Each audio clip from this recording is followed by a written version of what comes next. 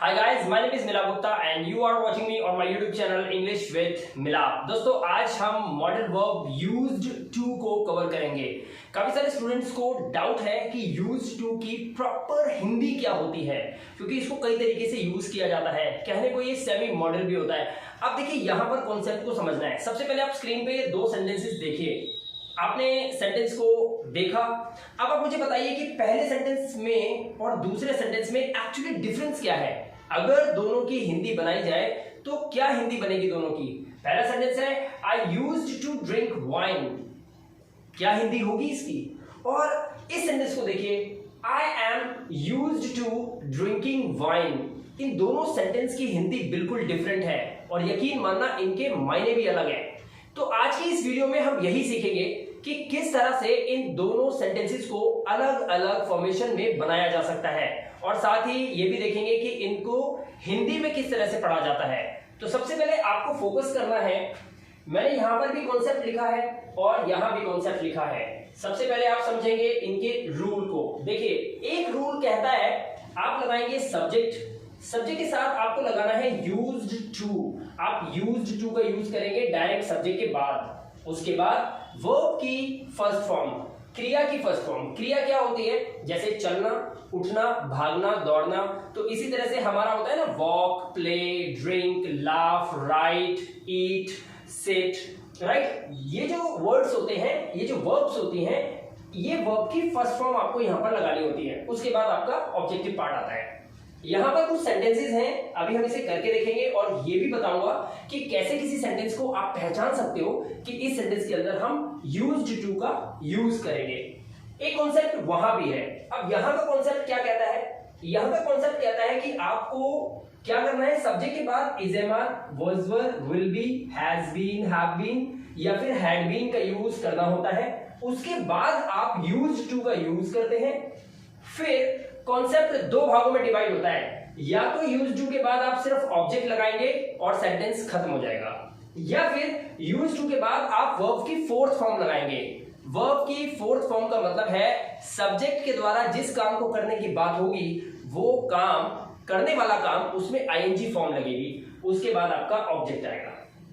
तो अब आपको आई होप कि ये समझ में आ गया होगा कि हमारा एक स्ट्रक्चर तो ये है जिसमें कोई इज एम आर नहीं है, कोई वॉज वर, विल बी कुछ यूज नहीं होगा, ना हैज बीन, ना हैव बीन, ना had been. Simple used to का यूज होगा, वर्ब की फर्स्ट फॉर्म लगेगी। एक कॉन्सेप्ट यहां पर है जिसमें is am are, was were, will be का यूज होगा, उसके बाद यूज्ड टू का यूज, और फिर कॉन्सेप्ट दो आगे हैं, या तो ऑब्जेक्ट से या फिर आप वर्ब की फोर्थ फॉर्म लगा के ऑब्जेक्ट लगा देंगे। ठीक है, तो सबसे पहले इन सेंटेंसेस को ध्यान से देखेंगे और समझेंगे। पहले देखिए कैसे सेंटेंसेस हम इस कैटेगरी में बनाते हैं।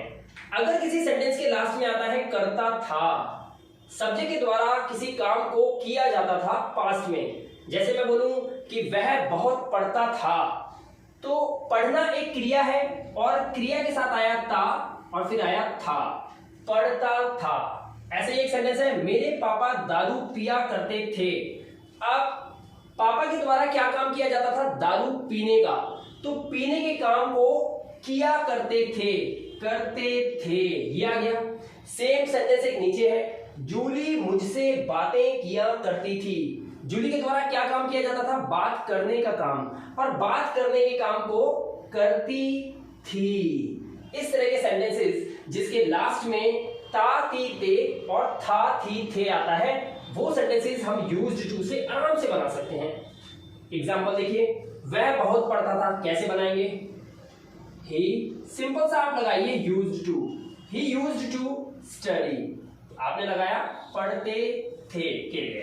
वह बहुत पढ़ता था, ही यूज्ड टू स्टडी, और बहुत के लिए आप यूज करें a lot, he used to study a lot. इस तरह से आप इस सेंटेंस को बना सकते हैं। मेरे पापा दारू पिया करते थे, इंग्लिश बनाइए। मेरे पापा की इंग्लिश लिखेंगे पहले आप, my father used to, my father used to क्या पिया करते थे, दारू, वाइन लिख दीजिए। My father used to drink wine. Next, Julie मुझसे बातें किया करती थी। सब्जेक्ट हमारा जूली है तो हम लिखेंगे जूली, तो हमने बनाया Julie used to talk to me, Julie मुझसे बातें किया करती थी। यहां पर आपने गौर किया यूज्ड टू के बाद हमने लगाया वर्ब की फर्स्ट फॉर्म। यूज्ड टू का यूज किया हमने सब्जेक्ट के बाद वर्ब की first form, used to verb की फर्स्ट फॉर्म। ये रहा एक नॉर्मल सा कॉन्सेप्ट। अब चलते हैं उस तरफ। अब इस कॉन्सेप्ट को ध्यान से समझिए। इसमें दो कैटेगरी के सेंटेंस आपको मिलेंगे, एक वो जिसमें सब्जेक्ट के द्वारा किसी काम को करने की बात नहीं होगी, और एक वो सेंटेंस जिसमें सब्जेक्ट के द्वारा किसी काम को करने की बात भी होगी। देखिए, वह मेरे प्यार का आदी है।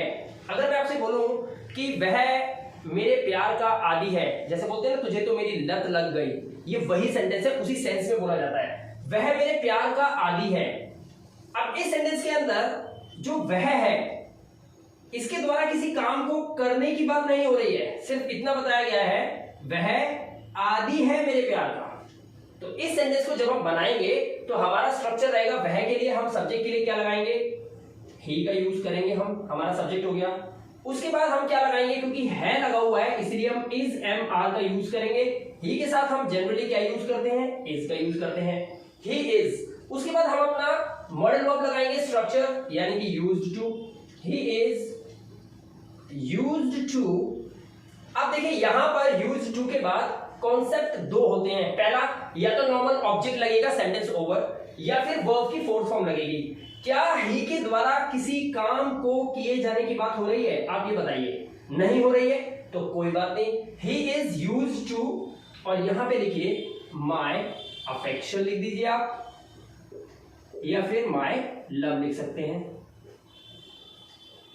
He is used to my love या my affection। इस तरह से आप इस सेंटेंस को बना सकते हैं। तो इस तरह से आप सेंटेंस को बना सकते हैं, He is used to my affection, वह मेरे दुलार का आदी है, प्यार का आदी है, या फिर He is used to my love बना सकते हैं। नेक्स्ट सेंटेंस को देखिए ध्यान से। अब यहां पर लिखा है मैं अंग्रेजी पढ़ाने का आदी हो गया हूं। आपने एक चीज नोटिस की होगी, इन सेंटेंसेस के अंदर पास्ट की बात की जा रही है, करता था या किया करता था, लेकिन इन सेंटेंसेस के अंदर बात हो रही है किसी काम के आदी होने की, सब्जेक्ट के द्वारा आदी हो जाने की। सब्जेक्ट आदी है, या तो किसी काम का आदी है या किसी काम को करने का आदी है, इसीलिए यहां पर या तो वो कंफर्टेबल है किसी चीज के साथ, या फिर कंफर्टेबल है किसी काम को करने में, इसीलिए वो हैबिचुअल है, या तो किसी चीज के साथ हैबिचुअल है। यहां पर देखिए मेरे प्यार के साथ वो हैबिचुअल है, उसे मेरा प्यार चाहिए बस, और कुछ नहीं चाहिए, राइट। तो एक कंफर्टेबल है किसी चीज के साथ, किसके साथ है कंफर्टेबल, मेरे प्यार के साथ कंफर्टेबल है वो, उसे कोई परेशानी नहीं होती जब मेरा प्यार उसे मिलता है, ठीक है। एक दूसरी कंडीशन है कंफर्टेबल इन। कंफर्टेबल इन किस परिस्थिति में कंफर्टेबल है वो, डूइंग समथिंग, कुछ करने की परिस्थिति होती है तब वो बहुत संतुष्ट होता है। तो यहां पर कॉन्सेप्ट क्या है, इसमें कॉन्सेप्ट था हैबिचुअल वाला जिसमें कंफर्टेबल विद, लेकिन अब नीचे दो सेंटेंस जो आप देख रहे हैं इसमें कंफर्टेबल इन डूइंग समथिंग है।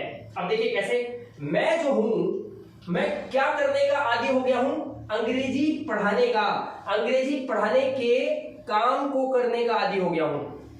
इंग्लिश कैसे बनेगी, हो गया हूं, तो हैज बीन या हैव बीन में से यूज किया जाएगा, हो गया हूं या हो चुका हूं।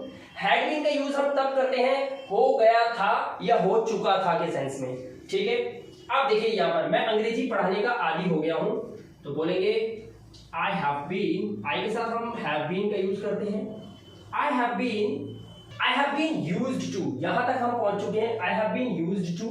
उसके बाद क्या करने का आदी हो गया हूं, अंग्रेजी पढ़ाने का। तो आपको पता है यहां पर मैंने क्या बताया, वर्ब आएगी तो अब वर्ब की फोर्थ फॉर्म का यूज आप करेंगे। तो यहां पर पढ़ाने की इंग्लिश यानी कि टीच के साथ आप लगाएंगे आईएनजी, तो आप बोलेंगे teaching. I have been used to teaching, क्या पढ़ाने की, अंग्रेजी।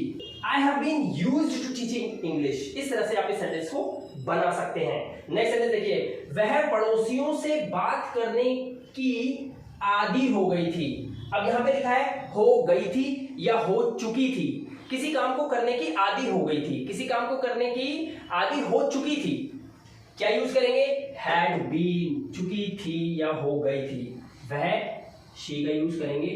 पड़ोसियों से बात करना यानी कि टॉक, टॉक में आपको लगाना पड़ेगा आईएनजी मजबूरन, क्योंकि ये हमारे इस रूल की जरूरत है। She had been used to talking, किससे, to नेबर्स। सेंटेंस हो गया, she had been used to talking to neighbours. वह पड़ोसियों से बात करने की आदी हो गई थी।